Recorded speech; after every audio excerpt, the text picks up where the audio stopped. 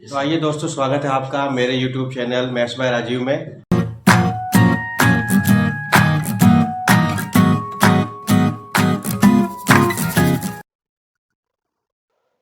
तो पेपर होने वाला है हमारा उत्तराखंड बोर्ड का 6 मार्च को।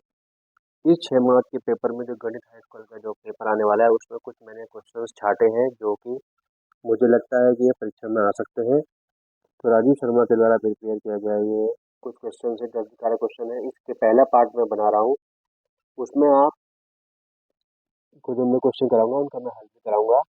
तो इसके लिए लगातार मेरा YouTube channel maths by Rajiv आप देखते रहे। तो आप देख सकते हैं, पहला प्रश्न है ये कि यदि समीकरण 3x² प्लस 12x प्लस सी के मूल समान है तो सी का मान क्या होगा। तो क्योंकि समीकरण हमें दे रखी है, इसके लिए हम 3x² प्लस 12x 12x बराबर 0 मूल समान है।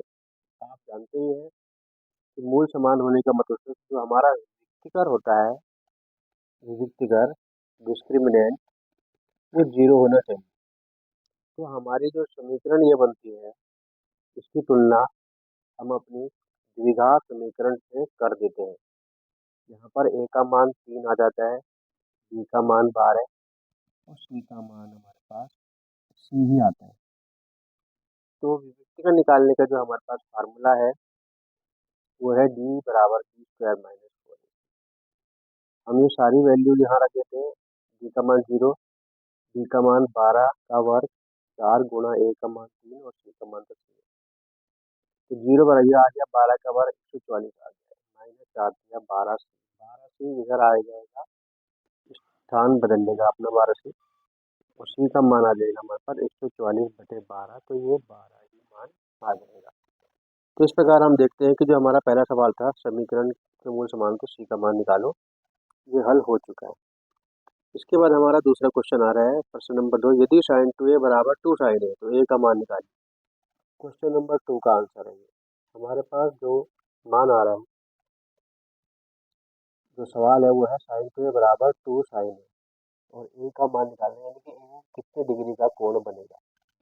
तो हमारे पास sin 2a का एक फार्मूला होता है, वो बुक्स में तो नहीं दिया गया है हमारी, लेकिन वो फार्मूला होता है 2 sin a cos a बराबर में। तो 2 sin a है रख दिया हमने। ये 2 sin a दोनों यहाँ इक्वल है, ये इसके नीचे आ जाएगा, 2 sin a बटे 2 sin a आ जाएगा। दोनों सेम में ये कट जाते हैं, 1 टाइम कट जाते हैं, तो cos a का मान 1 आ जाता है। और ट्रिग्नोमेट्रिकल जो सारणी हमारी होती है उसमें cos a का जो 1 मान है वो cos 0 डिग्री का होता है। दोनों की यहाँ से न्यून कोणों की तुलना करते हैं तो a का मान 0 डिग्री यहाँ पर हमारा प्राप्त हमारा हो जाता है। इसके बाद हमारे पास तीसरा प्रश्न है कि 2 से 12 तक की विषम संख्याओं का समांतर माध्य ज्ञात करो। 2 से 12 तक की विषम संख्याओं का क्वेश्चन नंबर 3 है। तो 2 से 12 तक की विषम संख्याएं कौन सी होती है, पहले हम ये देख लेते हैं। सवाल में यहाँ वो कुछ भी पूछ सकता है, जरूरी नहीं है कि 2 से 11 ही पूछ रहा है। 2 से 12 तक के बीच की, यानी कि 2 से 12 तक की 3 होगी, 3 के बाद 5, 7, 9 और 11, इनका समांतर माध्य हमारे पास एक्स बार होता था सिग्मा एक्स बटे एन, सभी पदों का योग बटे कुल पदों की संख्या। यहाँ हमने क्या करा, हमने यहाँ पर सबको जोड़ दिया है और जोड़ने के बाद संख्या गिन लेंगे। हमारे पास 5 है, 1 2 3 4 5, इनका जोड़ कर दिया मैंने।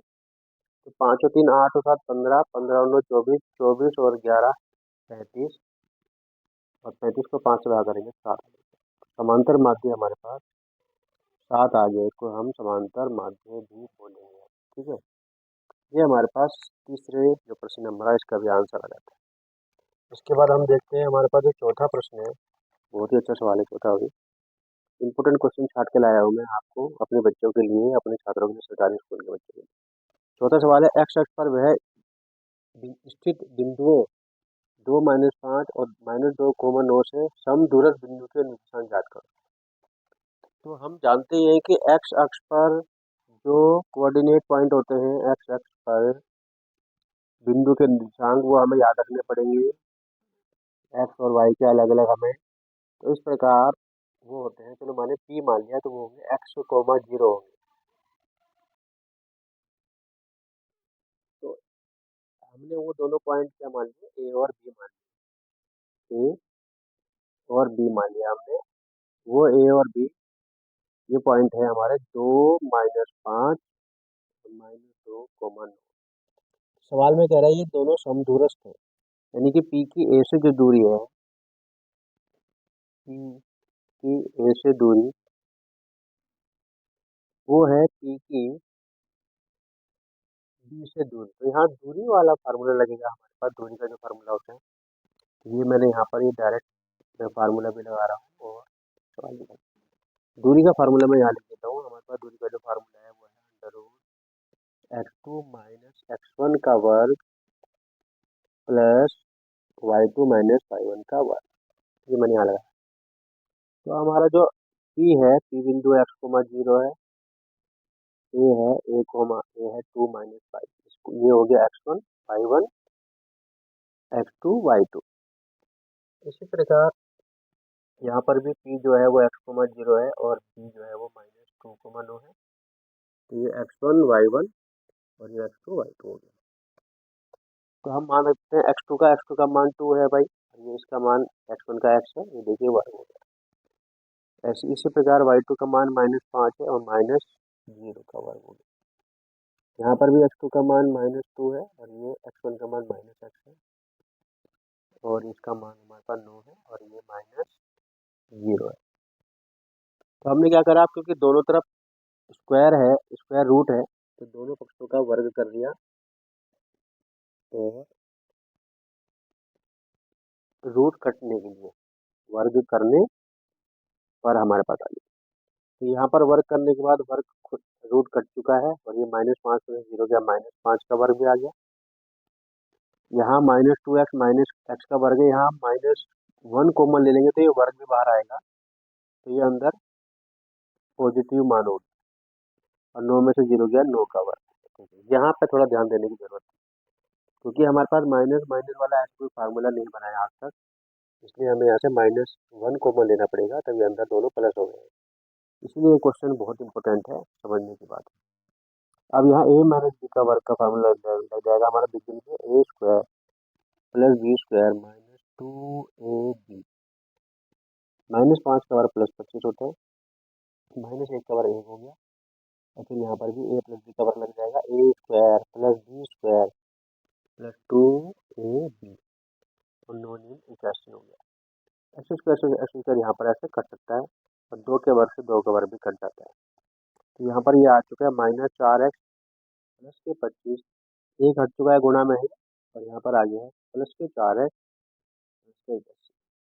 तो अब चर राशि एक तरफ और अचर राशि हम एक तरफ ले लेते हैं। -4x, मैं 81 को इधर ला रहा हूँ, माइनस में आ गया, और इस 4x को मैं उधर ले जा रहा हूँ, 4x प्लस का हो गया।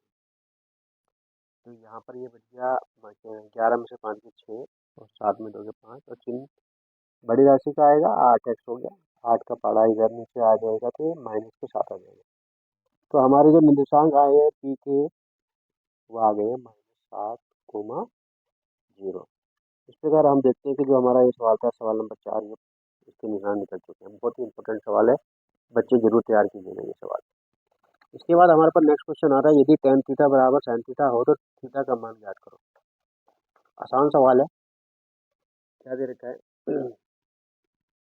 tan थीटा बराबर sin थीटा। tan थीटा का मान हमारे पास होता है sin थीटा बटे cos थीटा होता है। ये मान हम रख देंगे बराबर sin थीटा बनी रहा है। यहाँ क्रॉस मल्टीप्लाई कर देते हैं, ये cos थीटा इधर आ जाएगा, cos theta into sin theta. sin theta को नीचे ले लेते हैं, सारे sin थीटा को गुणा में है, भाग में आ जाएगा, बराबर में cos थीटा बच गया हमारे पास। ये दोनों आपस में कैंसिल हो गए, 1 आ गया। तो इसका मतलब है cos थीटा बराबर 1 है। और जो हमारे पास ट्रिग्नोमेट्रिकल सारणी होती है उसमें 1 मान cos 0 डिग्री का होता है, तो थीटा का मान यहाँ पर भी 0 डिग्री आ चुका है। इस प्रकार हम देखते हैं कि हमारा ये वाला जो क्वेश्चन है ये भी पूरा हो जाता है। इसके बाद हमारा अगला क्वेश्चन है छठा क्वेश्चन। छठे क्वेश्चन के लिए हम लोग देख लेते हैं कि सवाल है कि के किस मान के लिए द्विघात समीकरण के एक्स स्क्वायर प्लस के एक्स माइनस 10 बराबर 0 के मूल वास्तविक और समान होंगे। तो हमारे पास द्विघात जो समीकरण है के एक्स स्क्वायर प्लस के एक्स स्क्वायर प्लस के माइनस 10 बराबर 0, इसमें भी वही कह रहा है मूल वास्तविक और समान होने चाहिए, यानी कि इसकी तुलना जब हम अपनी द्विघात समीकरण के मानक रूप से करते हैं तो ए का मान यहाँ 1 आ जाता है, बी का मान के आ जाता है और सी का मान माइनस के 10। तो मूल, चूंकि मूल वास्तविक और समान है, वास्तविक और समान, तो यहाँ वही विभक्ति का 0 होगा। विभक्ति का अगर 0 है यहाँ पर तो हमारे पास फार्मूला है डी बराबर बी स्क्वायर माइनस 4 ए। मैंने मान लिया डी का मान 0, बी का मान है के, ए का मान है हमारे पास 1 और सी का मान है माइनस के 10। 0 बराबर के स्क्वायर माइनस माइनस प्लस 4 धाम 40 हो गया, 40 इधर आ गया माइनस करके बराबर के स्क्वायर या के बराबर आ गया माइनस के अंडर रूट 40, और 40 के अगर हम टुकड़े करें तो ये आ जाता है 2 to the 4 to the 8 5 the 5। तो यहाँ दो के जोड़े बन गया, पर 2 बाहर आ चुका है और अंदर जुड़ गया 5 और माइनस 2, यानी कि 5 माइनस 2। ये हमारा केसी बन गया। बहुत ही अच्छा सवाल है, आ जाते हैं सवाल बहुत हम। इसके बाद हमारे पास अगला सवाल है, चित्र से एंगल क्यूपीटी का मान निकालो। मैं यहाँ चित्र बना देता हूँ, आप तब आपको थोड़ा पता चल जाएगा। ये देखिए, ये ओ है, क्यू है, पी है और ये है इसकी टेंजेंट, यानी कि स्पर्शरेखा। यहाँ मान 130 डिग्री दिया है, 130 डिग्री यहाँ मान दिया है, और ये पूछा है आपका, ये टी है यहाँ पर, क्यूपीटी पूछा है। तो हम देखते हैं कि त्रिभुज जो बना हुआ है हमारे पास, ये त्रिभुज है, इस त्रिभुज में एक कोण जो है 130, और देखो ये वाला, क्योंकि ये ओपी और ओ, ये ओक्यू है, सॉरी, ओक्यू जो है हमारे पास त्रिज्याएं हैं, दोनों त्रिज्या बराबर है, तो इसका मतलब है समद्विबाहु त्रिभुज हो गया। समद्विबाहु में सम्मुख कोण बराबर भी होते हैं, ये दोनों सम्मुख कोण बराबर है। तो इनको अगर हम किससे निकालेंगे, हम त्रिभुज की सम प्रॉपर्टी से। त्रिभुज की सम प्रॉपर्टी का मतलब तीनों कोणों का एक रास्ता करते हैं, यानी एंगल हमारे पास पहले O P Q plus angle ये ओ क्यू पी प्लस ये एंगल पी ओ क्यू बराबर 180 डिग्री, और ओ पी क्यू भी एक्स है, ये भी एक्स है, ये 130 है बराबर 180, ये 2x बराबर हो गया 180 माइनस 130, 2x बराबर हो गया 50, तो x बराबर 25 डिग्री आ जाता है, यानी ये जो है ये 25 डिग्री आ गया। अब हमारे पास क्या होता है कि अब हम ये जानते हैं कि जो ओपी है त्रिज्या है और ये जो पीटी है वो स्पर्शरेखा है, क्योंकि त्रिज्या स्पर्शरेखा पर लंब होती है, त्रिज्या परपेंडिकुलर टू स्पर्शरेखा। इसका मतलब ये जो कोण बना हुआ है ओपीटी, एंगल ओपीटी, ये 90 डिग्री है पूरा। तो 90 में दोनों कोण जुड़े हुए हैं, कौन कौन से, ये जो हमारा ओपीक्यू है, ओपीक्यू जो 25 निकला, और प्लस ये जो निकालना है क्यूपीटी, ये 90, ओपीक्यू 25 आ चुका है, और ये जो निकालना है क्यूपीटी बराबर 90 डिग्री। 25 उधर अपना स्थान बदल लेगा और ये 90 में से 25 गया, 65 डिग्री हमारा आंसर है। बहुत ही अच्छा सवाल है, जरूर तैयार करिएगा बच्चों, या फिर अपने जो आप टीचर हैं तो अपने स्कूल के बच्चों को भी आप तैयार करा सकते हैं। इसके बाद हमारे पास नेक्स्ट क्वेश्चन आ रहा है, गोले का पृष्ठ क्षेत्रफल 154 वर्ग सेमी है, तो गोले की त्रिज्या क्या होगी। गोले का क्षेत्रफल 8वां सवाल, तो गोले का पृष्ठ क्षेत्रफल हमें याद होना चाहिए। गोले का पृष्ठ क्षेत्रफल, गोले का पृष्ठ क्षेत्रफल होता है 4 पाई आर स्क्वायर, और ये दे रखा है 154, इसको मैंने यहाँ रख दिया 154, पाई का मान 22 के साथ रख दिया, आर स्क्वायर 7 इधर आ गया,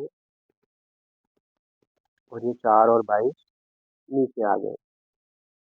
तो 22 का पढ़ा है मुझे याद है, 22 सत्ते 154 होता है, तो 7 सत्ते 49 बटे 4 बराबर आर स्क्वायर, स्क्वायर हटेगा तो रूट आ जाएगा 49/4, तो ये 7/2 सेंटीमीटर हमारी त्रिज्या आ जाती है, गोले की त्रिज्या। नेक्स्ट क्वेश्चन आता है हमारे पास ये कि के किस मान के लिए लेकिन समीकरण युग्म के अनेक हल होंगे। हम यहाँ देख लेते हैं इसमें आगे। तो समीकरण जो युग्म हमारे पास है वो है kx प्लस 4y बराबर 8 और दूसरा है 2x प्लस y बराबर 2। अनंत हल के लिए हमें पहले क्या निकालना पड़ेगा, इनका a1/a2 मान, यानी कि यहाँ k/2 आ गया, b1/b2 वो आ गया 4/y, y की जो कोफिशिएंट है वो 4/1 और c1/c2 आ गया 8/2 यानी कि 4/1। तो चूंकि अनंत हल है, अनंत हल में हमारे पास जो फार्मूला होता था वो होता था a1/a2 बराबर b1/b2 बराबर c1/c2। तो मान हम रख देते हैं, a1/a2 का मान k/2 है, इसका मान 4/1, इसका भी 4/1। कोई भी दो मान ले लो, तीसरे को छोड़ दो। तो हमने क्या ले लिया, k/2 बराबर 4/1, तो k का मान आ गया 2 चौका 8 आ गया। इस प्रकार ये सवाल का जो हल है वो भी निकल जाता है। इसके बाद नेक्स्ट क्वेश्चन आता है हमारा, क्वेश्चन नंबर है हमारा 10वां, और ये क्वेश्चन बहुत ज़्यादा इंपॉर्टेंट है 10वां, क्योंकि अल्फा और बीटा बहुपद x² प्लस x-6 के मूल है, तो α² प्लस β² का मान निकालो। ऐसा सवाल हमारी पुस्तक में नहीं है, लेकिन ये रिलेटेड उसी से है, तो इसलिए निकल जाएगा। तो यहाँ अल्फा और बीटा दे रखे हैं, तो इसके कहते हैं मूलों का योगफल हम निकालते हैं। मूलों का योगफल होता है -b/a। तो मूलों का योगफल -b/a है, तो b का मतलब है x का गुणांक 1, a का गुणांक 1, तो -1 आ गया। इसी प्रकार मूलों का गुणनफल होता है c/a। तो c का मान है -6 और a का मान 1 है, तो अल्फा बीटा हो गया हमारे पास -6। तो चूंकि α² प्लस β² निकालना है, तो हमारे पास बीजगणित का फार्मूला होता था अल्फा प्लस बीटा का होल स्क्वायर। तो ये होता था α² plus β² plus 2 into alpha into beta. तो वहीं पे मान रखा जाएगा। हमें अल्फा प्लस बीटा का मान पता है -1 है, हमें इसका मान निकालना है, ये मैंने लिख दिया ब्रैकेट में। हमें अल्फा प्लस बीटा का मान पता है -1 का और प्लस 1 होता है α² प्लस β², -6 दूनी 12, 12 इधर आके 13 हो जाता है। इस प्रकार हम देखते हैं कि ये α² प्लस β² का मान भी निकल जाता है। बहुत ही इंपॉर्टेंट सवाल है, अपने बच्चों को तैयार जरूर कराइएगा। और लास्ट का सवाल आ रहा है अभी मेरा, इस पार्ट 1 का जो पार्ट 1 है वो आ रहा है, समीकरण 7x² प्लस 12 के मूल्यों के व्युत्क्रम का योगफल निकालो। मतलब मूल्यों के भी व्युत्क्रम करना है। तो समीकरण हमारे पास है x² माइनस 7x प्लस 12 बराबर 0। मूल निकालने हैं इसके और फिर उनका व्युत्क्रम निकालना है। तो यहाँ हम देखते हैं, तो यहाँ मिडिल टर्म वाली जो हमारी पद्धति है उससे करें, क्योंकि गुणा करा के 12 आना है और प्लस जोड़ के 7 आना है। 12 के टुकड़े ऐसे कर देते हैं, 3 चौक 12, 3 और 4 बन जाते हैं। तो ये बन गया हमारा 3 प्लस 4 इंटू एक्स प्लस 12 बराबर 0। ब्रैकेट खुल गया, माइनस था तो दोनों माइनस हो गए, कॉमन ले लिया दो दो के जोड़े बना के। ये तो बहुत ही इंपॉर्टेंट क्वेश्चन है द्विघाती समीकरण का। 4 कॉमन ले लिया तो यहाँ पर भी वही बच गया, सेम बच जाता है, यहाँ पर सेम बच जाता है। तो यहाँ x-3 फिर कॉमन ले लिया तो बचा x-4। यहाँ से x बराबर 3 आएगा, यहाँ से x बराबर 4 आएगा। मूल तो हमारे पास आ चुके हैं, परंतु कह रहा है मूलों के व्युत्क्रम। तो इनका व्युत्क्रम का मतलब होता है इनका उल्टा करना, रेसिप्रोकल, यानी कि व्युत्क्रम हो जाएगा इसका 1/3 और 1/4। तो व्युत्क्रम होगा योगफल निकालना। व्युत्क्रम होगा योगफल होने का मतलब 1/3 में 1/4 जोड़ेंगे तो ये आ जाएगा हमारे पास नीचे नीचे 4 से 12, 4 एकम 4, 3 एकम 3, 7/12 हमारा आंसर आ जाएगा, मूलों के व्युत्क्रम का योगफल। इस प्रकार से हम देखते हैं कि मैंने आपको कुछ कम से कम 11 क्वेश्चन अपने पहले पार्ट में करवा दिए हैं, और ये बहुत ही इंपॉर्टेंट क्वेश्चन है परीक्षा के संबंधित। आप इनको निश्चित रूप से तैयार करें। अगली वीडियो में इसके बाद बनाऊंगा आपको 10-15 क्वेश्चन और के। आशा करता हूँ कि आपको ये क्वेश्चन समझ में आए होंगे, और मेरी वीडियोस को लाइक भी करें, शेयर भी करें, औरों को भी दिखाएं और खुद भी देखें। ठीक है, मिलते हैं मेरी इस वीडियो के बाद। Thank you very much.